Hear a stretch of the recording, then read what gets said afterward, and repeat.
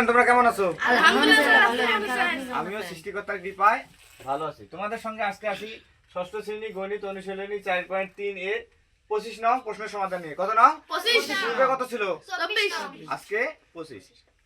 সুন্দর করে করবা, দেখবে যে অনেক ভালো হয়েছে। পড়া না পড়লেই তো কাজ হবে না, হবে? পড়ালেখা করতে হবে। এখানে কয়টা রাশি আছে বলো দেখি? একটা, দুটা, তিনটা, চারটা। আগে ছিল দুটা, তিনটা করে, আজকে কয়টা? চারটা। যত বড় হোক না কেন, যদি বোঝো তাহলে কোনো সমস্যা হবে না। একটু দেখো please, x² minus 5x plus 6, তাই না? প্রথম রাশিটা এটা, তাই না? আমি তো বলছিলাম যোগ সম্বন্ধে তো ধারণা আছে, তাই না? যোগ মানে কি? জমা, বিয়োগ মানে খরচ। এতটুকুই জানবা। যোগ বেশি হলে যোগ হবে, বিয়োগ বেশি হলে বিয়োগ হবে। দ্বিতীয় রাশি কি? x² প্লাস 3x মাইনাস 2, যার যা নিচে সে লিখবে, তাই না?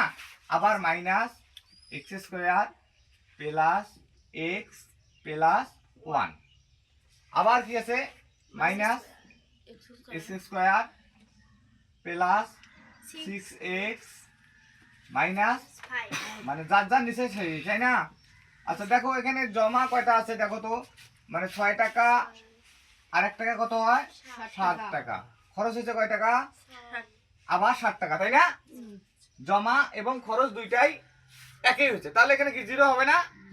জিরো আমাদের লেখার প্রয়োজন নেই, তাই না? আবার দেখো জমা কয়টা? 3টা x আর 1টা কয়টা হয়? 4টা, আর 6টা কয়টা হয়? 10টা। খরচ হচ্ছে কয়টা? 5টা। তাহলে 10টা থেকে যদি 5টা চলে যায় আর কয়টা থাকবে? 5টা। তাহলে থাকবে হলো 5x। কি x? 5x প্লাস 5x, তাই না? Plus 5x। যদি এখানে দেখি, আবার দেখি, জমা একটা x² আর একটা x² কয়টা হলো? 2টা। খরচ কয়টা? 2টা। তাহলে আমাদের যদি খরচ 2টা এবং জমা 2টা, এখানে থাকবে কিছু? তাহলে এখানে আর যোগের কোনো দরকার নাই, তাই না? তাহলে এখানে আমরা এই ফাঁকা মানেই তো যোগ, ফাঁকা মানেই তো যোগ। সমস্যা আছে কি? তাহলে দেখো এটা কি করে পাও? যোগ করে। কি করে? যোগ করে।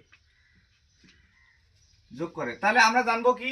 কোনো কিছু করার পরে কি পাবো? ফল। কোনো কিছু করার পরে কি পাবো? ফল। তা যোগ করছি, কি পাইলাম?